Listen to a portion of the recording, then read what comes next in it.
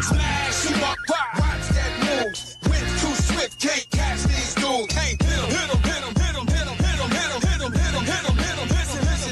him. Listen. This Eagles talk, let's talk Eagles. Philly bleed green, it's from your people. Fly, Eagles fly. Let's beat the squad. Big Pat shelling, Dante the dark job. Drop the stats on them, drop the facts on them. Spur gang, baby, let's get it on.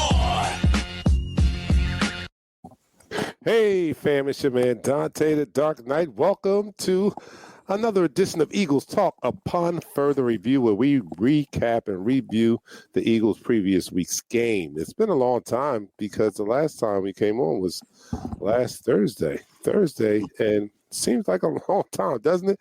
I mean, we didn't have any football on Sunday. We just had a real restful, peaceful Sunday. At least I did. I didn't have to work because, it's not really like work, but it is work when we do this program. And I had Sunday off. I was able to watch other games without having to work them. So that was good. And unlike our coach, Nick Sirianni, I still watch football. I watch football on my day off. And I'm not the coach. Why the hell is he watching football on his day off? I mean, he is the coach. All right, we'll talk about that later. But look, our Philadelphia Eagles, last that we saw, which was a week ago today, they were victorious over the Washington Commanders. It was a test that I was waiting to see, and I was very pleased. Our Philadelphia Eagles overcame adversity in that game. It was kind of a slow game. It was a defensive battle in the first half. And let me tell you something. The Washington Commanders came out with a lot of physicality. Their defense looked, very motivated. Let me just put it that way. Very motivated. And you could tell it was a divisional game, the way they came out. And I think that's a testament to their coach. Their coach is come in and breathe new life into that franchise. The front office has equipped them, though they're not fully equipped. They still have a ways to go. He has given them some nice pieces to start off and to feel good about. But our Philadelphia Eagles came in and took care of business, and there was a test that I wanted to see them pass, and I would say that they passed with flying colors. The defense is still ferocious, and I just left the barbershop, so just talking to the barber, and this is our defense. We're in week 11. This is our I'm comfortable saying that I know the identity of our defense. Yes. That's our defense, right? But before I get into it, I don't want to go too far. Pat, how are you doing? My co-host, Pat Sandlin. What's going on, Pat? I'm doing well. As you can hear by the subdued voice, I'm doing outstanding. Recovering from my birthday. Shout out to everybody. Said happy birthday, wish me birthday wishes and everything like that. And you know what? I was stress free. Dark Knight. It was stress free. It was a stress free weekend. I'm telling you not to play Terry McLaurin, and guess who played him? Who? You did? You did not play him after all that. I wasn't even paying attention. I told you not to play him, and I thought I took him out. I thought I took him out. I thought I took him out. I did not take him out. Oh my goodness! That cost me a lot. Oh. No, I was thinking about it, and I was like, "Dang, I didn't take him out." I paused in the middle of the show last week and said, "Hold on, you guys keep talking. I have to take Scary Terry out of my lineup because I knew the young boys was going to lock him down because this is our defense. They have shown us their identity, and this is who they are now. So I'm very comfortable with how they're playing, and talking about this week's game, we'll get to. I said I'm more confident about what I expect to see from the defense than I am with the offense, but we'll get to that. All right, so in that game on Thursday, while I get something. Well, in that game on Thursday, defense. Not only did the Washington defense come out and with physicality, our defense likewise came out with high intensity and a level of physicality themselves, which is something that was missing last year with the defense. And I think that Vic Fangio has injected that back into our unit.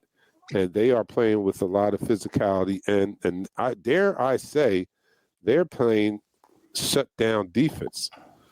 They're playing shut down defense. They are.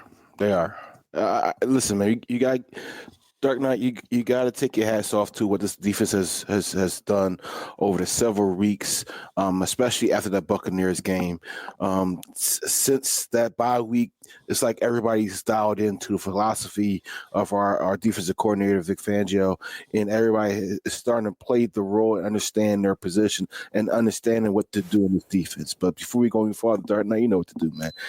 All right, you are watching Eagles Talk, the most unique Eagles coverage show around. That's by Eagles fans, for Eagles fans, and here on Eagles Talk, we like to talk about our favorite football team. That is the Philadelphia Eagles. We do so in such a relaxed manner that we enjoy our favorite adult beverage in the form of shots. Now, just keep in mind, any beverage that you are drinking and you happen to be an adult is considered an adult beverage. It doesn't have to be alcoholic because I don't drink anymore, and I'm drinking an adult beverage, and that would be, what is this? Oh, apple juice. This is apple juice today. Let me know what you drinking, Pat. What are you drinking? What you Woodford, man. Listen, Woodford Reserve.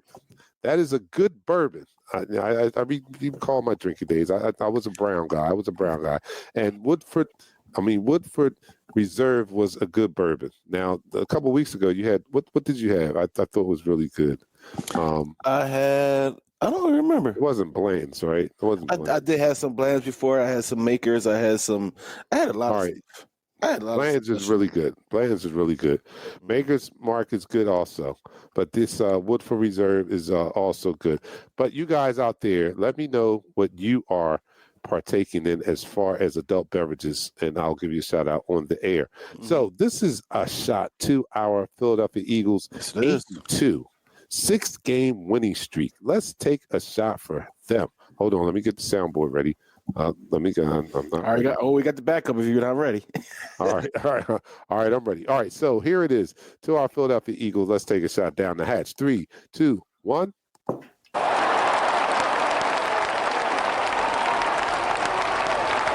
You're now listening to the All right, so let's keep on this theme of the defense because I think that they were the stars, and I think that they have been the stars for all throughout this winning streak, right? Like I said to my barber, I have more questions about what our offense, how they're going to show up week to week than I do about our defense. Like I said, this is our defense now. I'm comfortable with their identity. I am comfortable with their consistency, and I am confident in what I'm going to get from them. Yes. I mean, shown it the past 6 weeks, so I don't have any doubts when we go into the game. I expect our defense to show up, and they have been showing up, and I think we have an identity now. Yeah, we definitely have our identity, and it all starts with the front seven. The front seven getting the pressure and denying these quarterbacks these pass lanes. Our linebackers getting back into their areas where their eyes are on a quarterback and they know where the quarterback wants to be. That first play where Zach Bond actually almost intercepted the pass. He didn't go for the play action. He understood that his defensive line knew what they needed to do. And if you look at the play, he held his ground, didn't bite for the play action, dropped back into his zone, and basically looked at the receiver and knew exactly where he needed to be in time to be in phase for that pass. That has been a constant thing, a constant scene the whole of season since after the bye season, on the bye week, because the team, they truly understand where they need to be, when they need to be, and are making plays on the ball. For the longest period of time, we've been asking them to make plays on the ball. They're making plays on the ball. Kitamino Bay, listen, he has 0 catches. Scary Terry had 0 catches against him. And if you go back and you look at the film, there might have been one opportunity that Terry had against Q. But besides that, he had the thing shut down from a leverage point, from a speed point. At no given time did he look like a rookie out there And Terry said it. Scary Terry said, he said, they asked him about Q. He said, how's the rookie? How's he out there? How do you like him? He said, man, listen, he doesn't act like a rookie. He doesn't. His composure is nothing like a rookie. He's like he's a vet out there. What he is doing, and I so much appreciate Howie for bringing these guys to our fold. The Zach Bond, the Cooper DeJean, the Q.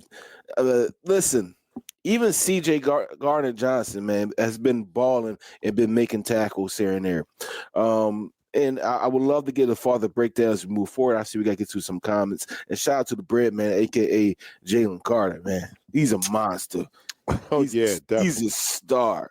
Yes. But I want to talk about one more guy that's unexpected. All right. Without further ado, let me introduce our third co-host of the night. That is not Nichelle. She's not able to be here with us tonight, and we wish her well as she attended a conference in Atlantic City. But our third co-host tonight are you guys that's in the chat room. Thank you guys for supporting and joining us. And the first person in the chat tonight on Facebook was Adrian Rankin. And is that a guy or girl? Adrian is a guy. All right, so Adrian, his comment is he is first in the chat. So his comment, he was first in the chat, and his comment is stating that he is first in the chat. All right, so thank you for joining us, Adrian. Richard Layton says, Eagles family, what's up? He was the second one in the chat room. Jackie Myers, the third one in the chat room tonight. She says, in the Eagles nest with my faves. Go Birds. Well, thank you, Jackie. We appreciate that.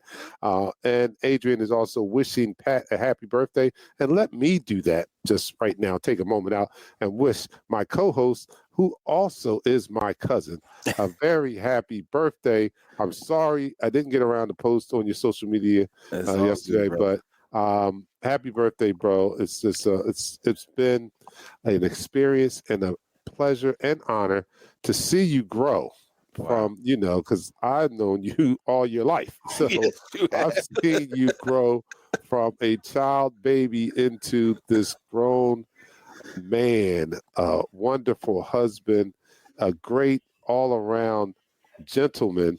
So happy birthday to you. Appreciate it, cuz.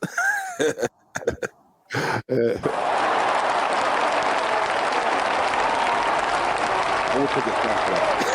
All right, take a stop for Pat's birthday. Richard Layton says, them young men rookies showing out. Yes, they are. Eddie is in the house. Eddie, let me congratulate Eddie. Eddie had a little one.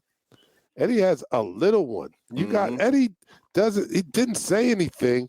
Like, we're not family anymore, huh, Eddie? Eddie, you didn't come in here and say anything about you were expecting a baby or anything like that. Are we your work family? Do you you separate your work? Are we your sports family? You know how you do at work? You have your work family and you separate it from your home family. We're his sports family, and he has separated us from his real life family. But Eddie has a newborn, so I want to congratulate Eddie out there. I just happened to come by his social media page, and there he is with the little one, and I'm like, Eddie, did you have a baby? Not that he had it, physically himself, but I just saw a little baby there. So shout out to you, Eddie, and congratulations. Let's give it up for Eddie. My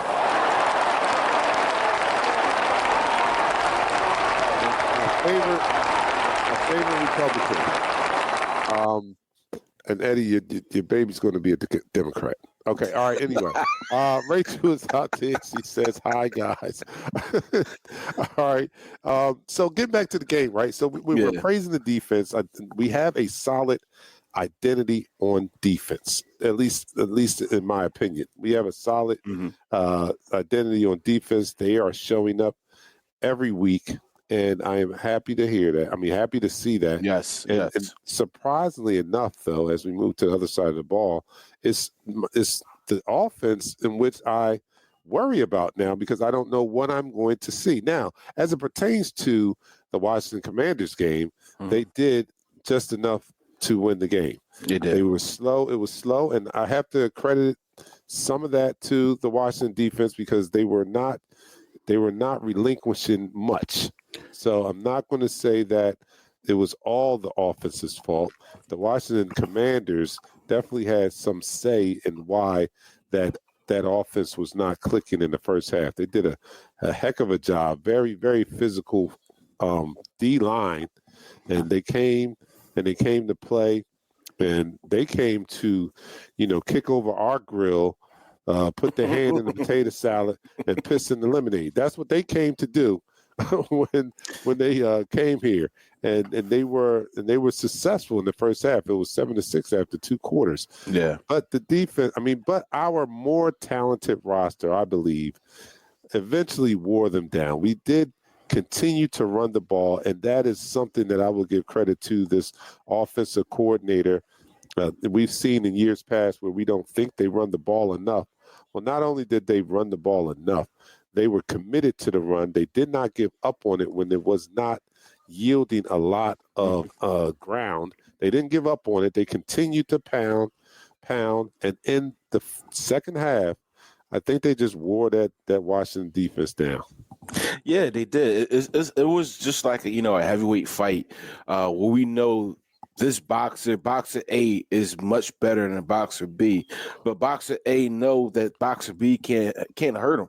So he toys around with him the whole game. He even lets him go up on a scorecard once in a while, right? Then in what they call the championship rounds, we basically hone it in. And that's what the team did. Basically what the team did in this game. Because in the fourth quarter was 10-12.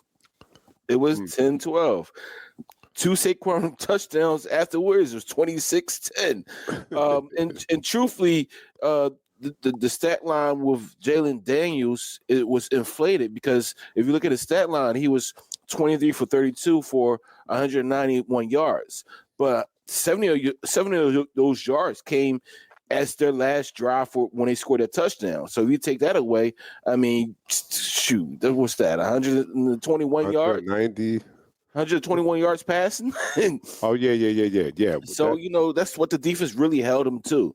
And it's really like, big brother versus little brother, right? Little brother eventually sometimes might get big brother in the race. And I know Michelle is watching this. He's going to hear this a little bit. And like DeMarco said the same thing. I'm going to call you. But he called me too. He called me. He was like, but as that? the bigger brother, I'm the younger brother. But as the bigger brother, sometimes you let the little brother do some things to build his confidence up. But at the end of the game, no. That's it. No, I never did that. Never let him do that. That was a part of the lesson, was to give him that beat down, make him earn it. And because, it's like playing against your dad. They don't let up on you. You have to earn it. And when you do finally beat your dad, or at least in your dad's case, when you finally beat him, that's when he decides to retire. You know what I'm saying? He has taught you enough where you can finally beat him, and it's time to retire. His job is done. Now, in the case of a big brother, little brother, if you ever beat big brother, we don't retire. We just try to beat you back, and this just back and forth. But yeah, I get the analogy, man. Let me go to a couple comments before we go back to the game. Richard says it's crazy to know that we have the number 1 ranked defense. Wow, isn't that? And I didn't know that. I hadn't looked at the stats. I know we were like number 2 going into the game, but we're number 1 after the week.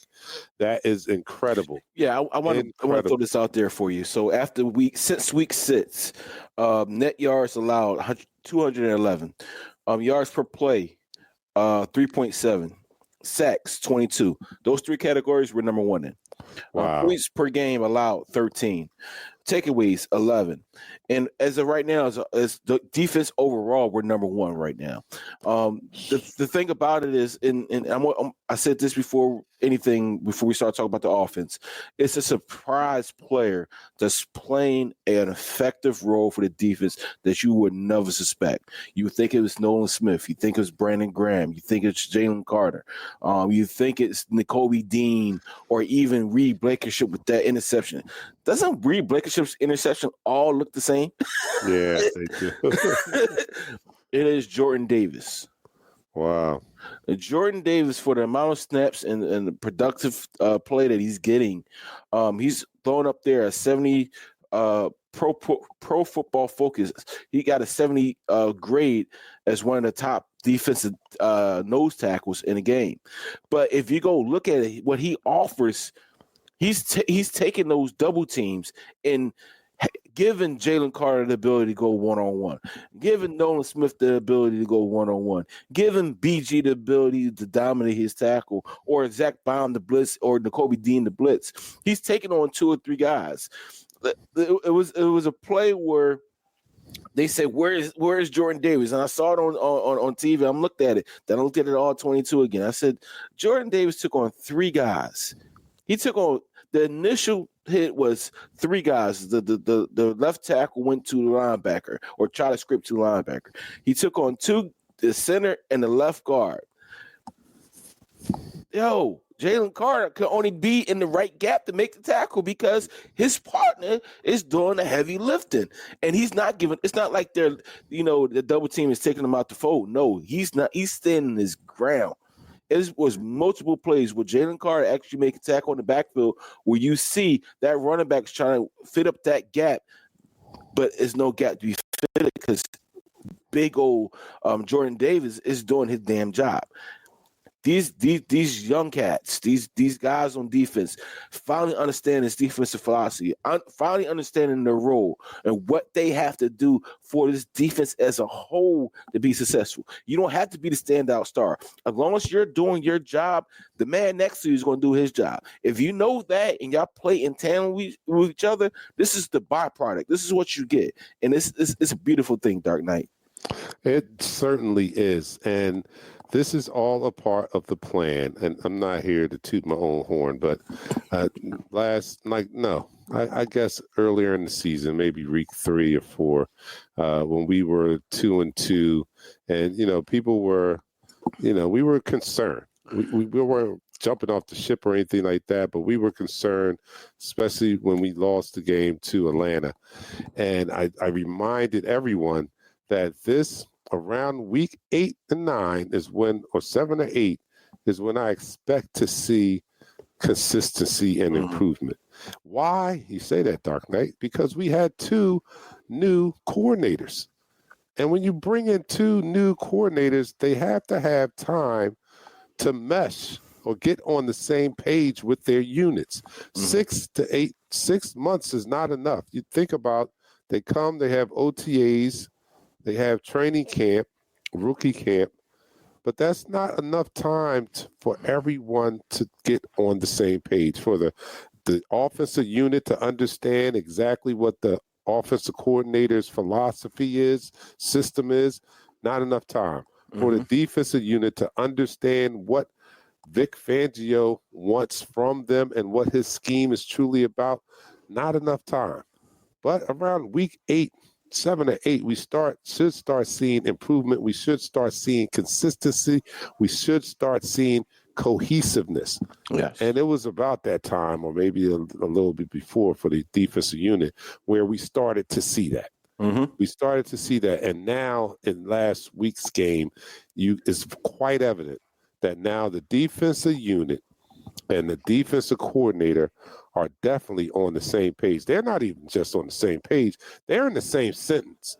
They're in the same sentence on the same page. That is how cohesive this unit is. That is how in tune that they are with their defensive coordinator, man. And it's a beautiful thing to watch, because in the previous 2 to 3 years, we were getting variations or disciples of Vic Fangio's defense. We loved the philosophy, so we were hired defensive coordinators that came from his tree or ran that philosophy. Well, now we have the architect of that philosophy, and you now see what it looks like when the originator, with some good talent, actually runs that. I would dare to say that this defense is better than the defense that we saw in 2022 when we went to the Super Bowl. I would dare to say that. And I know that defense had the 3rd most sacks in NFL history, but we all agree, even with that, even with them being a top 3 defense that year, they didn't seem to pass the eye test to us, because we're Philadelphia Eagles fans. And if one thing we know what a dominant defense looked like. I mean, we had the 92 Eagles here, one of the best defenses of all time in history of NFL. We've had Jim Johnson defenses here. So we know what defenses look like. And to the eye test, that 2022 defense was number 3, had the 3rd most sacks, but it didn't pass the eye test to us. Well, this defense this year, with less sacks, albeit, are looking more like defenses we're accustomed to seeing. Yeah, they are. They're looking more complete. They're looking like, they're playing free. They're not thinking of, they have to be this, they have to be here and they have to be there. They're playing free. They know where they need to be. Shout out to N'Kobe Dean. He is hitting like a Mack truck. For that, he's actually bringing up some memories of Sam Mills. His play. Zach Bond has been an All-Pro all season. Q has been an All-Pro all season. These, and he's a rookie. This defense has been working in. Listen. This brings up memories of that Bud Carson defense almost, right? Mm-hmm. They might not, like you said, Dark Knight, they might not have the sacks, but how they work. Again, go back to Jordan Davis. Understanding that you're not going to make the play all the time now. You're going to get double teamed. But if you get double teamed, stand your ground. Make sure that they can't release off of you to get another guy. Make sure those 2 guys are there and you clogging up the hole. That makes it easy for the linebacker. That means the linebacker is clean to make a play. All right, let's end this quarter. We've been talking a lot. Let's end this quarter. So this is... And that's the end of the quarter. All right, you're watching, listening to Eagles Talk, the most unique Eagles coverage show around. That's by us Eagles fans, for us Eagles fans. And here on Eagles Talk, we like to talk about our favorite football team. That is the 8-2 division leading Philadelphia Eagles. And we like to do so in such a relaxed manner that we enjoy our favorite adult beverage in the form of shots. So, again, I am drinking my apple juice. And you know what apple juice does to me. So after the show, I am going to be busy. All right. Drinking the Woodford Reserve. Yes, sir. The good bourbon. You guys, if you are partaking, it is Thursday night. You do have to go to work tomorrow unless there is a long weekend in store for you. We got Thanksgiving coming up next week. But right now, we're going to celebrate our Philadelphia Eagles. Let me know what you are partaking in the chat room. And here we are, down the hatch to our Philadelphia Eagles. 3, 2, 1. You're now listening to the second quarter. Well, the second quarter, we talked a lot about the defense, man. Mm-hmm. Come on now. I mean, they are the number 1 ranked defense, so they are they're worthy to be talked about. Let's put it that way.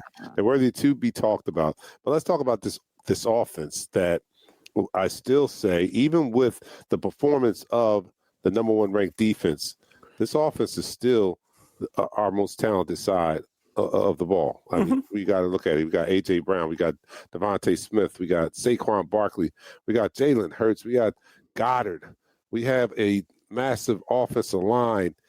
So they are still the most talented unit on this team, but they are not playing always. I'm not saying, they're not always playing up to the level that we expect from them. Okay.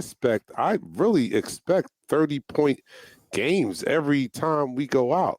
When's the last time we were explosive like that? We were explosive like that in 22, right? We were explosive like that. We were explosive so much in the first half in 22. Yes. We got mad of not scoring in the second half. We said, right. Down the road, we're going to need y'all to score in the second half. But they were so much in front of all of the teams. And I think that was the facade that we all saw with that 2022 defense, right? Because we put up so many points. We forced teams out of their comfort zone to start throwing the ball. When you start throwing the ball and we're just sitting back in coverage, now our pass rushers are getting after you. Now that's how you inflate those numbers. Now this defense and this offense is not scoring in the first half, so the defense got to come alive. And I think is rounding our offense into something that's going to be a juggernaut down the road. Like I said, we have a lot of talent on the offensive side of the ball. Saquon Barkley, Y'all know the names. I don't have to run down the list at all. I don't have to run down the list. It all harps on Jalen Hurts being effective, being efficient, and being decisive of what he needs to do as a quarterback. If he has to get the ball to the running back, swing the ball to the running back, because now you have a playmaker. Don't get me wrong. Miles Sanders was a playmaker, all right, but he wasn't Saquon Barkley level. Yeah, he was not. He was not Saquon Barkley level, and now this offense is still very talented. I just think that they are still feeling the weirds. You know what? I heard someone talk about they expected to see a more explosive offense, right? And I kind of agree with that. I was expecting to see a more explosive offense. What I think happened. And when I mean a more explosive offense, I mean a more a bigger or more explosive aerial attack. That's what I expected, because that's what we saw in 2022, right? The aerial attack was incredible. I mean, Jalen actually it was the Jalen Hurts show. Whether he was making spectacular passes down the field for big gains or running for big games, it was his show in 2022. In 2017, we had a very explosive offense then, and it was aerial. Carson Wentz was airing it out in 2017.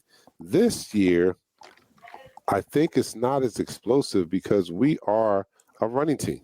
Let's just call it what it is. We're a running team. So I think if we temper our expectations for explosive aerial attack and just, settle into who we are. This is our identity. And not that this identity can't change between now and the end of the season. And it most definitely can. But today, we are a running team. Everything goes through Saquon, as it should, because he is the best offensive player that we have. And I don't know if we would say that coming into the season.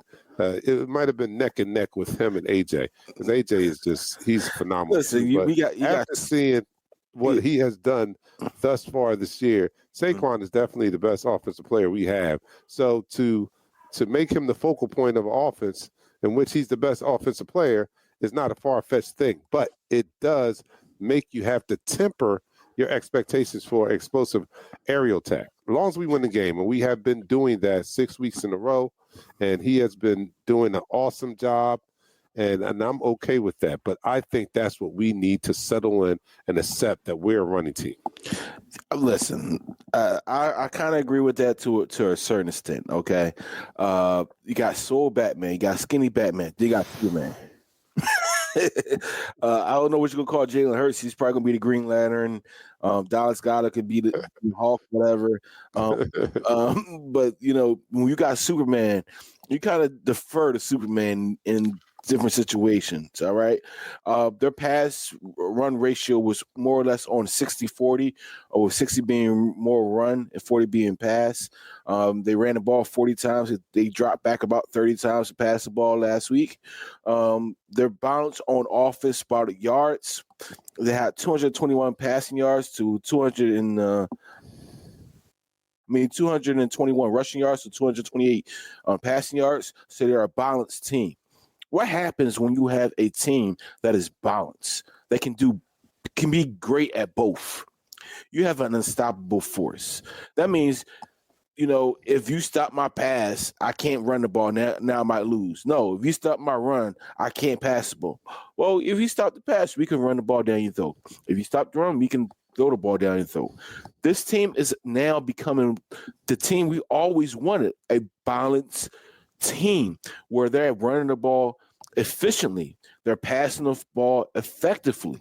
They're being one team on offense. And right now, we're just waiting for that to click, like the Detroit Lions. Detroit Lions is peaking right now. 52 points against the Jaguars.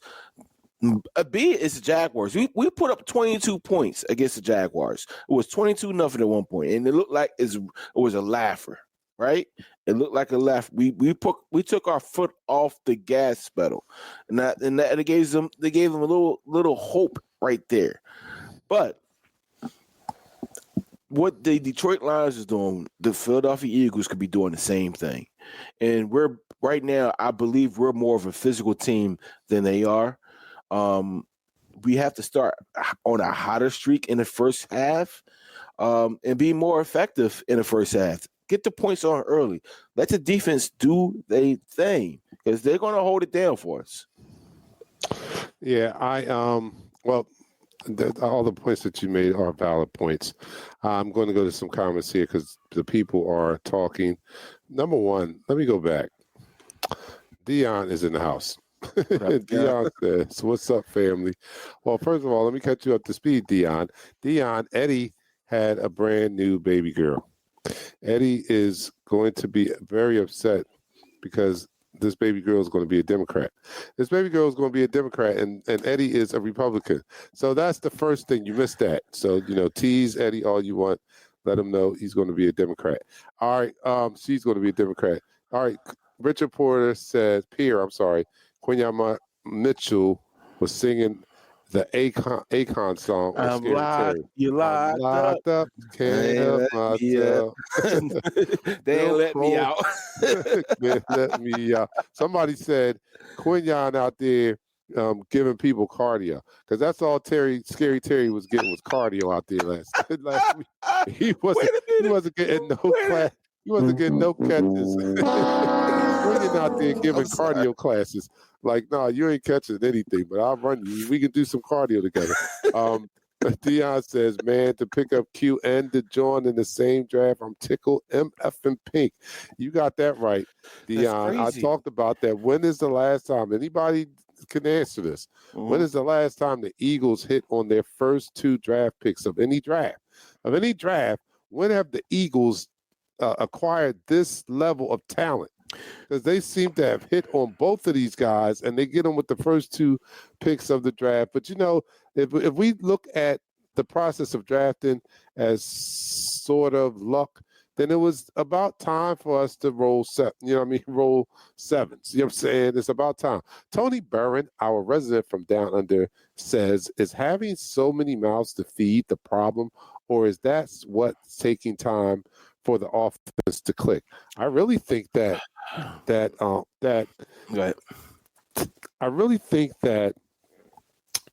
Kellen Moore is more creative than what we see.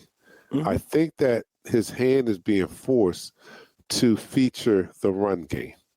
And I think, and again, the run game never looks as sexy as the passing game. This offense is still good. This is now to make this comparison to what I said about the defense, right? Mm-hmm. In 2022, we had the number 3 defense, third most sacks in the history of the league, but it didn't pass the eye test to us, right? But it was a good defense, didn't pass the eye test. We're doing the same thing. We got the same problem going on in the offense right now, right? So this offense is not bad. It is producing wins. We are. I forget where we are in scoring, but we're in the top 10 in scoring. But the eye test to us is not passing the eye test because our eyes want to see AJ. Our eyes wants to see Devontae. And we do see them, but we don't see them as often as we would like. So it looks like this offense is not producing, but this offense is most definitely producing. This is what you have to do, people. All right. Take my advice right here. This is what you do. Don't look at Detroit. All right. Don't do that. All right. Don't look at the Ravens. Don't do that. Okay. Keep your eyes in your own yard, right? Because that's where the problems arise. When you start to look at outside of your yard, when you start to look at at the neighbor's grass, you think it's greener. You want your grass to be just as green as that grass. Be happy with the grass that we have. We have good grass. And we're winning. We're at 6 in a row. So that's what I'm going to suggest to you guys out there. Keep your eyes in your own damn yard. I know the grass looks greener in the other people's yard, but we have a hell of a lawn. We have a hell of a lawn here. You know what I'm saying? And as it evolves, because I think that we do have a offensive mind so brilliant that as things change because this is a move, counter move type of league. This is chess, not checkers. Mm-hmm. So there's a move and then there's a counter move. So we are doing well in the run game now, but better believe that defensive coordinators are going to catch up and they're going to start, really concentrating on stopping that running game. And that is when you're going to see that passing game, that aerial attack open up, and you'll see the value or the skill set of our offensive coordinator, Kellen Moore. That's exactly what I think is going to happen. I think right now teams are so scared of Devontae Smith, so scared of A.J. Brown beating them, so scared of even Jahan Dotson, who's not even getting the volume of catches. Dallas Scott is coming back. They're scared of the passing game with the offense that they're not even devoting their time to stopping a run at times. Washington so happily has a good front seven, right? They have a good front seven. So they can stop the run with their front seven. And I told a Washington fan this. I said I can appreciate what your GM is doing with that team and building that team and building it the right way and being the little brother to us and doing what you need to do to build a foundation first, then build out. I can appreciate that. You're not there yet, but the thing about our offense, right? We're number 8 in scoring. We're number 8 in yards. We're number 4 in yards per game. Right, this is from our intern. number 5 from yards per game. Okay. So we're in the top 10 in all the major categories necessary for offense, but yet we haven't aired it out yet.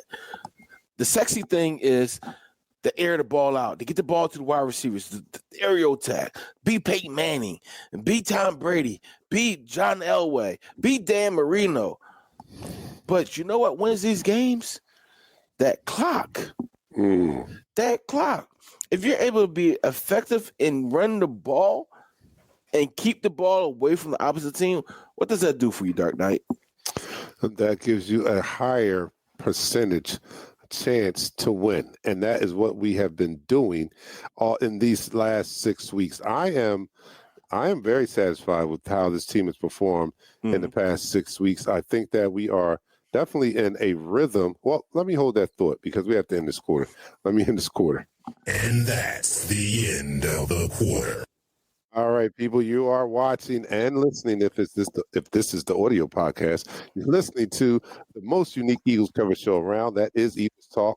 And here we like to talk about our favorite football team. That is the Philadelphia Eagles, the 8-2 Philadelphia Eagles, the NFC East leading Philadelphia Eagles, and we do so in such a relaxed manner that we enjoy our favorite adult beverage in the form of shots. I don't do shots anymore, but, when I did, I liked tequila. Tequila was my shot of choice. Oh, man, I got some tequilas here that you will enjoy. Ooh. And Pat is doing the Woodford Reserve. You guys, I think Dion did let me know what he was doing. I forgot. I think it was Eli James. Elijah Craig. Right. Look, I wanted to say Craig James. I'm mispronouncing the names like I am drinking, but I am not. All right, so here we are. Everybody raise your glass to our Philadelphia Eagles, and let's take this down the hatch. 3, 2, 1. You're now listening to the third quarter. All right, so as I was saying, this team is rolling and hitting on all cylinders right now, and I like it, the direction in which we're going. We have 7 weeks to go. We need to stay healthy. We need to continue to build up momentum, and I think that it's not out of the realm that we could possibly get the first seed. We're only a game behind Detroit.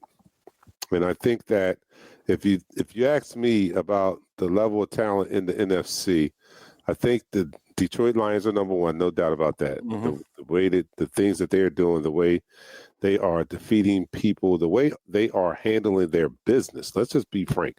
The way they're handling their business is something to be admired, right? But I don't think that we're too far off.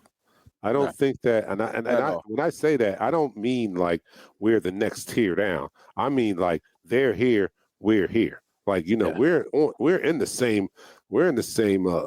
Not only the same church, we're in the same pew. I think so. And I think that our defense is a little bit better than theirs. Now, albeit their offense is very explosive, their offensive coordinator, I forget his name, he chose to stay there in hopes of winning a Super Bowl championship. He had offers to be in head coach, and you can see why when you look at that offense, when you look at what Jared Goff is doing in that Detroit offense, he is sought after, and I understand why. But I think our team is just a little bit more grittier. I think that our team can overcome adversity. And can that offense overcome our defense? That's basically what it would come down to, right? Can that explosive offense put up those amount of points on our defense? And I just don't see it. Not the way that our defense is playing right now. I just don't see it. So I'm saying we have an excellent chance if we take care of business as we move on throughout the season, with our next game being against the LA Rams. Pat, tell me about this game coming up on Sunday night, prime time. We go from Thursday night prime time. 10 days later, we're on Sunday night prime time. What do you feel about the LA Rams? Well, first of all, us going from East Coast to West Coast is always an adventure. Since Sean McVay's been a coach there, I think he's won one game as a head coach against the Philadelphia Eagles. But they bring a very talented team. They bring a very talented RM, Matthew Stafford, who's like 49. But he can still sling it like a John Elway. Like, he still has a very powerful arm, and he brings some very good pass catchers with him, and Puka Nacua and Cooper Kupp. Like, these are one of the 1 and 2 wide receivers that are they're going to be very challenging for our defensive backfield. Then you go back to their defensive side of the ball. Yeah, they don't have Aaron Donald, but they drafted a kid named Jared Voss. Right? This kid, Right. number 0, is a monster. Is a monster. They drafted another kid. I can't recall his name. I will recall it in a second.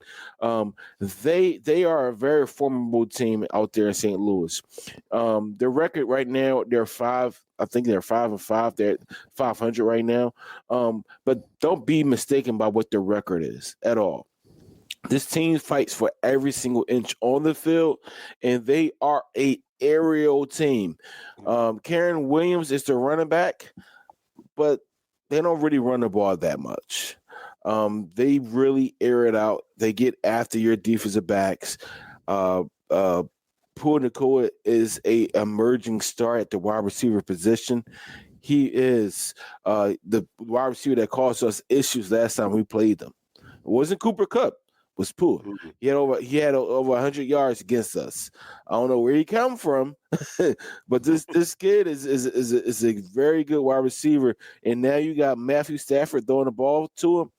It's a deadly combination. So we have to be on all of our P's and Q's, regardless of who's playing, because there are some injury updates I need to go over in a little bit.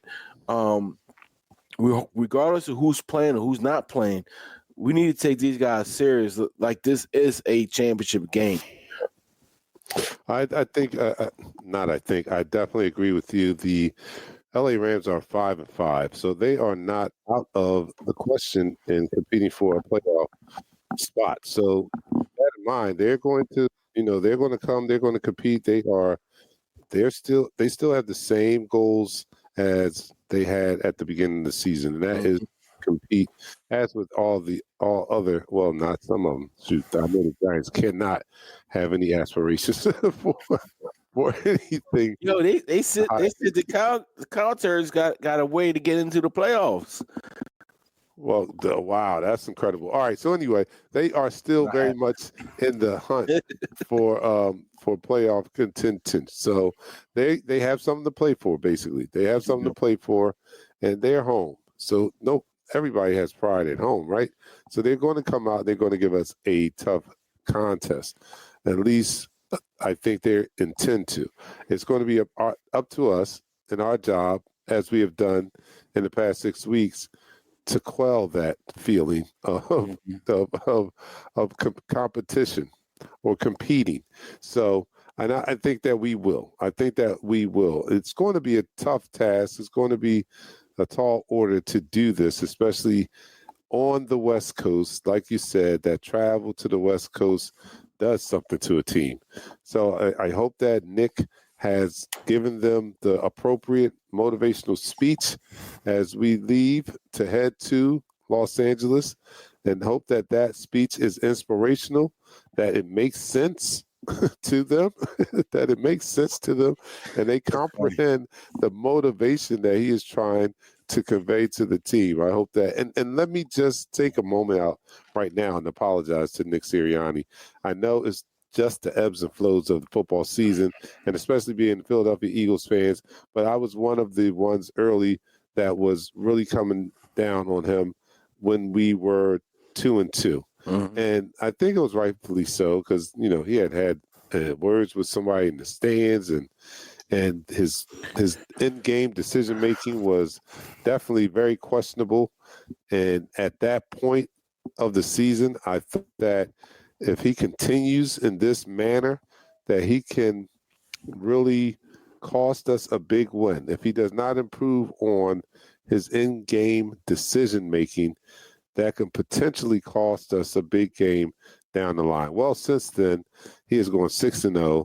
This team looks very motivated. Looks like they are playing for him. Yep. And as long as that continues to happen, then I'm going to be on Nick Sirianni's bandwagon. I'm going to be his biggest fan, as a matter of fact, because there are many CEO coaches out there, and that's what I consider Nick Sirianni right now, because he's not calling offensive plays.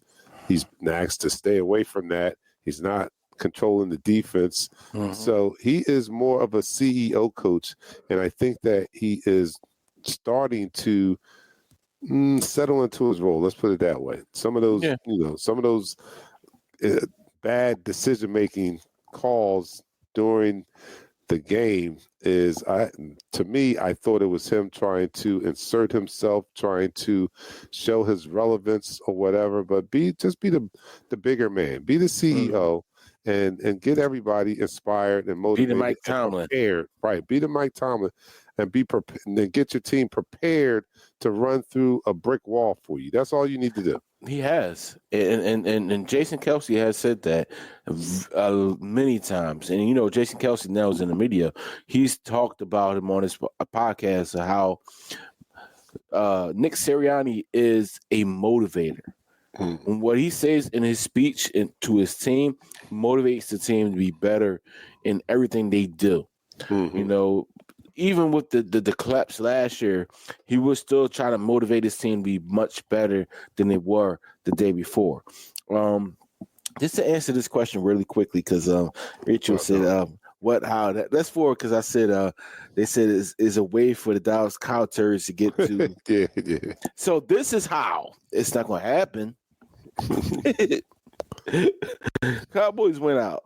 Cowboys went out. That's not happening. They're going to lose to Washington. Commanders beat Eagles in Week 16, and we both lose out. Commanders and Eagles lose out. It's not happening. We winning this week. Giants beat Buccaneers. Saints beat Falcons. It's a lot. All right, it's a lot. I'm not going to go through that whole thing. The moon has to align with the stars on Saturn on a third Tuesday of the third month for the Dolphins to happen. And if it does not align in that manner, there's no way to make the playoffs. So if that's what they're going off, I don't think they're going to be in the playoffs. Let me go to some comments. I've been neglecting you guys. I apologize. And here, John Baptiste agrees with me. He says, I too owe him an apology. That is Nick Sirianni. I got on his ass about those 2-point conversions, but he knew Jake was struggling and he was protecting him. That is something right there, isn't it? Wouldn't it be something if he came out and admitted that? We would be like, Nick is a genius. See that? Leave Nick alone. He knew what he was doing. Yeah, he might have known what he was doing. Maybe he did know that Jake has been struggling. I don't know what kind of emotional problems Jake has going on, but the coach would know because he's there with him every day. So I don't know. I'm just speculating. But I do apologize because he has turned it around. And just when I thought he lost the locker room, well, I thought he lost the locker room last year. That's when I thought he lost the locker room. No, he lost one individual who teared up the locker room that's no longer with us. Okay, well, whatever the case might be, he is back this year, and his team seems motivated to play for him, and that's all that is about as a head coach is getting your team prepared and ready and eager to go out there and whip some ass, and they seem to be doing that right now. All right, here is one from Dion. He says, "Listen, man, and look, I'm saying it how I hear it in my head. Listen, man, the Birds have amassed over 20 million fans worldwide. Stop all that apologizing, Dark Knight. Mm-hmm. He better do the right thing. He better do the right thing. Yeah, I get it. I get it. But I do this because I was just talking about this to someone, right? And they're from New York. So I was explaining to them how Philly sports fans are, right? And I said that if you are any type of professional athlete in Philadelphia, it would be, I would suggest, advise, urge that you not listen to sports talk radio because the average Philly fan is going to give it to you rough, rugged, and raw. And if you don't have this skin thick enough, it's not the arena for you. It's not the arena for you because we come for the jugular when we don't feel we're getting the best from our sports figures, right? Mm-hmm. So just as that is the case, and we gave that to Nick, especially when Atlanta came back and won that game, we were killing Nick, right? So for having to endure that and still keep your wits about you and still keep the team on the same page, all, in unison, in lockstep with the main thing being the main thing. If you can do that, I have to take my hats off and I will apologize. I do, Dion, and I'm not soft. I'm just being a man. All right, so I don't apologize because I always believe in Nick. I feel like Nick Sirianni embodies what it is to be a Philadelphia Eagle fan. He to me, as a coach, he is the South Philadelphia prototypical South Philadelphia fan who's the head coach. He does everything a fan would do. I'll be ready to run Nick ass out of here. Soon as it looks questionable, my ass be ready to run Nick's ass out of here. So I'm apologizing for having such a short fuse because we wouldn't even, if I was the GM and Nichelle would kill me right now because she's always preaching about, come on, be smart, be serious. It's not good business. We can't have cohesion or consistency if we keep firing coaches. Well, it's a good thing that I'm not GM because his ass would have been out of here at the end of last year after that meltdown. But I'm glad that he's not because he has proven his worth and team. I mean, the team is listening to him. So let me end this quarter so we can have a quick fourth quarter. I don't want to be in here all night. And plus, I want the audio podcast to be a good length. All right. And that's the end of the quarter. All right. So we're heading into the fourth quarter. You're listening to Eagles Talk, the most unique Eagles coverage show around that is by us Eagles fans for us Eagles fans. And here on Eagles Talk, we like to talk about our favorite football team, the Philadelphia Eagles. We do so in such a relaxed manner that we enjoy our favorite adult beverage in the form of shots. I am doing the apple juice on this, though. I'm doing it in my. Can y'all see that? Why is it not showing up? Oh, this green. It's red. All right. Okay. There you go. All right. So Pat is doing the Woodford Reserve.